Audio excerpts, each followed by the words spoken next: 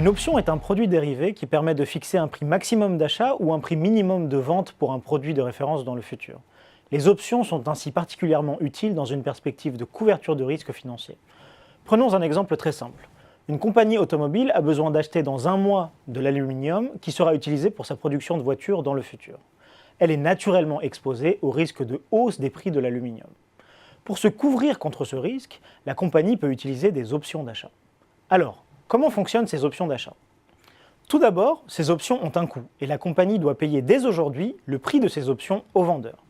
Ces options confèrent alors à la compagnie le droit, mais pas l'obligation, d'acheter dans un mois l'aluminium à un prix fixé aujourd'hui dans le contrat et appelé prix d'exercice. Si le prix de l'aluminium dans un mois est supérieur au prix d'exercice de l'option, la compagnie va exercer son option et acheter moins cher que dans le marché, grâce à ces options d'achat.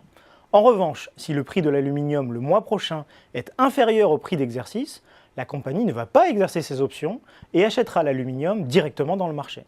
Le prix maximum d'achat d'aluminium pour la compagnie est donc égal au prix d'exercice fixé initialement dans le contrat d'option d'achat. De cette manière, les options permettent de profiter de certains scénarios favorables tout en limitant les pertes lors de scénarios défavorables. A noter que lorsque la compagnie automobile décide d'exercer ses options d'achat à maturité et d'acheter au prix d'exercice, le vendeur d'options sera lui obligé de vendre le sous-jacent à ce prix-là. Il y a ainsi une asymétrie entre l'acheteur de l'option et le vendeur. L'acheteur de l'option n'exercera son option à maturité que si le scénario lui est favorable. Le vendeur de l'option devra, lui, se plier aux exigences de l'acheteur à maturité, mais reçoit initialement le prix de l'option en compensation. Outre les options d'achat qu'on vient de décrire, il existe naturellement des options de vente. Elles donnent le droit, mais pas l'obligation, de vendre un sous-jacent à un prix et à une date fixée. Vous l'aurez compris, l'option de vente sera, elle, exercée lorsque le prix du sous-jacent à maturité est inférieur au prix d'exercice fixé dans le contrat. Dans le jargon financier, les options d'achat et de vente sont appelées respectivement call et put. Il en existe sur tout type de sous-jacent, actions, obligations, taux de change, commodités, et avec un vaste choix de prix d'exercice et de maturité.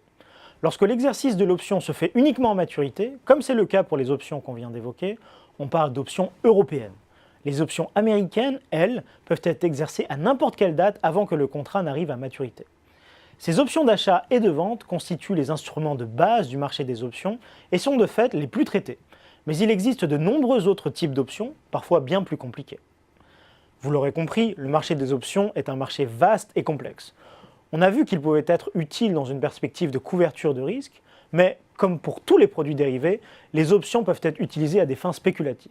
Elles sont d'autant plus prisées par les spéculateurs que ce sont des produits à effet de levier qui permettent d'amplifier les performances d'un sous-jacent de référence.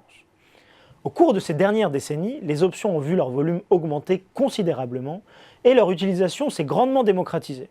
Elles sont ainsi devenues un outil de référence pour nombre d'acteurs financiers, qu'ils soient institutionnels ou particuliers, pour appréhender les variations futures de cours d'actifs.